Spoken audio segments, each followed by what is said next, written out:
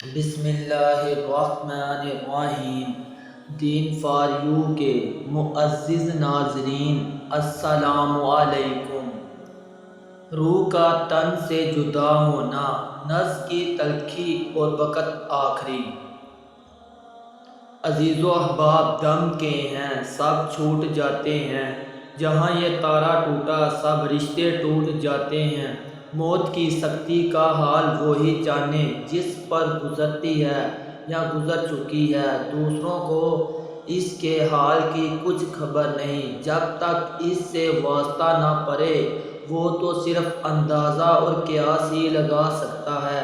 بدن کے جس حصے میں روح نہیں ہوتی اس کو کاٹنے سے کوئی تکلیف نہیں ہوتی، جس طرح سے بدن کی جو کھال مردہ ہو جاتی ہے اس کو کاٹنے سے کوئی تکلیف نہیں ہوتی، لیکن جس حصے میں جان ہوتی ہے اس میں ذرا سی سوئی چھونے سے یا اس میں کچھ لگنے سے بھی تکلیف ہوتی ہے۔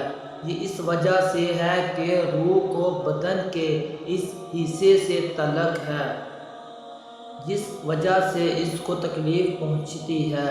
چونکہ روح سارے بدن میں سر سے پاؤں تک آدمی کے جوڑ جوڑ میں موجود ہے، اس لیے جب اس کو سارے بدن سے کھینچ کر نکالا جائے گا تو اس سے صاف ظاہر ہے کہ موت کے وقت کتنی تکلیف ہوگی۔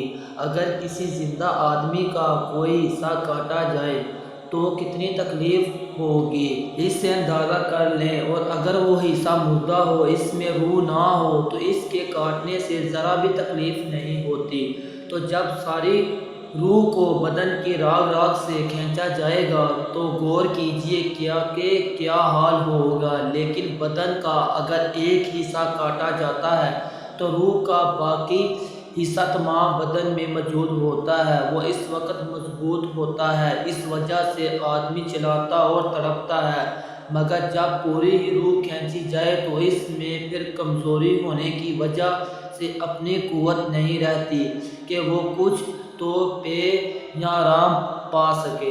یہاں اگر بدن مضبوط ہوتا ہے تو سانس اکھڑتے وقت اس میں آواز پیدا ہوتی ہے جو دوسروں کو سنائی دیتی ہے، اور اگر بدن میں طاقت نہیں ہوتی تو پھر یہ آواز بھی پیدا نہیں ہوتی۔ بدن کے جس حصے سے روح نکلتی جاتی ہے وہ حصہ آہستہ آہستہ ٹھنڈا ہونا شروع ہوتا جاتا ہے۔ سب سے پہلے اس کے پاؤں ٹھنڈے ہوتے ہیں، اس لیے کہ روح سب سے پہلے پاؤں کی طرف سے نکالی جاتی ہے اور وہاں سے نکل کر پھر منہ کے ذریعے سے جاتی ہے، پھر پنڈلیاں ٹھنڈی ہوتی ہیں، پھر رائے، اس طرح سے ہر حصہ ٹھنڈا ہوتا رہتا ہے، اور ہر حصے کو اتنی ہی تکلیف ہوتی ہے جتنی کہ اس کے کاٹنے سے ہوتی ہے، یہاں تک کہ جب روح حلق تک پہنچتی ہے تو آنکھوں سے ہو جاتا رہتا ہے۔ جس وقت ملک الموت دل کی راہ کو چھوتا ہے تو اس وقت آدمی کا لوگوں کو پہچانا ختم ہو جاتا ہے اور زبان بند ہو جاتی ہے اور دنیا کی سب چیزوں کو بھول جاتا ہے۔ اگر اس وقت آدمی پر موت کا نقشہ سوار نہ ہو تو تکلیف کی سختی کی وجہ سے اپنے پاس والوں پر تلوار چلانے لگے۔ بعض روایت میں آیا ہے کہ جس وقت سانس حلق میں ہوتا ہے تو اس وقت شیطان اس کے گمراہ کرنے کی بے حد کوشش کرتا ہے۔ حضور نبی کریم صلی اللہ علیہ وآلہ وسلم کی دعاؤں میں سے یہ بھی دعا ہے کہ یا اللہ مجھ پر موت کی اور نفس کی سختی آسان فرما۔ مگر ایک ہم ہیں کہ ان واقعات سے بالکل ہی ناواقف اور بے خبر ہیں، ہم تو اس آنے والے وقت کو یاد ہی نہیں کرتے۔ دعا مانگنا تو کیسا، اور اگر کبھی بھولے بسر سے دعا مانگ بھی لیں تو وہ بھی سرسری طور سے مانگ لی کہ بس کافی ہے۔ انبیاء علیہ السلام جو گناہوں سے بالکل معصوم اور پاک تھے، اولیاء اللہ جو خدا کے دوست ہیں، وہ تو موت سے اتنا ڈرتے تھے کہ بے حد لرزتے اور کانپتے تھے۔ حضرت عیسیٰ علیہ السلام اپنے حواریوں سے کہتے تھے کہ میرے لیے دعا کرو کہ وقت نفس کی تکلیف مجھ پر آسان ہو جائے، کہ موت کے ڈر نے مجھے موت کے قریب پہنچا دیا۔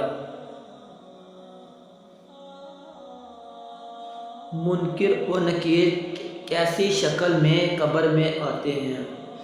حضرت برا رضی اللہ تعالیٰ عنہ روایت کرتے ہیں کہ نبی کریم صلی اللہ علیہ وآلہ وسلم نے مومن بندے کی موت کا ذکر کرتے ہوئے فرمایا، قبر میں اس کی روح کو لٹایا جاتا ہے تو اس کے پاس منکر و نکیر آتے ہیں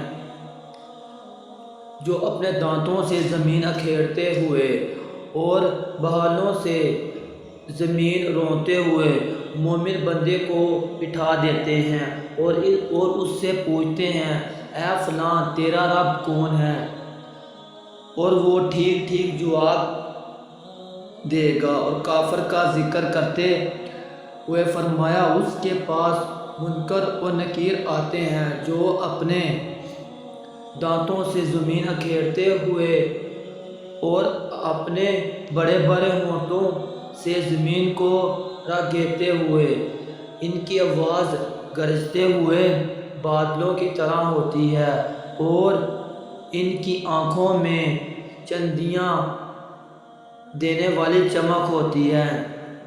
وہ کافر کو اٹھا کر بٹھا دیتے ہیں اور اس سے پوچھتے ہیں، اے فلاں بتا تیرا رب کون ہے؟ اور وہ جواب نہیں دے پاتا۔ آگے بھائیو خود سوچ لو کہ ہمارا حشر کیسا ہوگا، اس لیے پلٹ آؤ اللہ کے قرآن کی طرف اور پیارے آقا صلی اللہ علیہ وآلہ وسلم کی بات کی طرف۔ اس میں ہم سب کی نجات ہے اور دین بھی یوں ہی دو چیزیں ہیں، باقی سب ادھر رہ جائیں گے۔ دوستو مزید یوں اس طرح کی ویڈیو دیکھنے کے لیے ہمارے چینل کو سبسکرائب کریں، لائک کمنٹ اور ویڈیو کو زیادہ سے زیادہ شیئر کریں۔ اللہ حافظ۔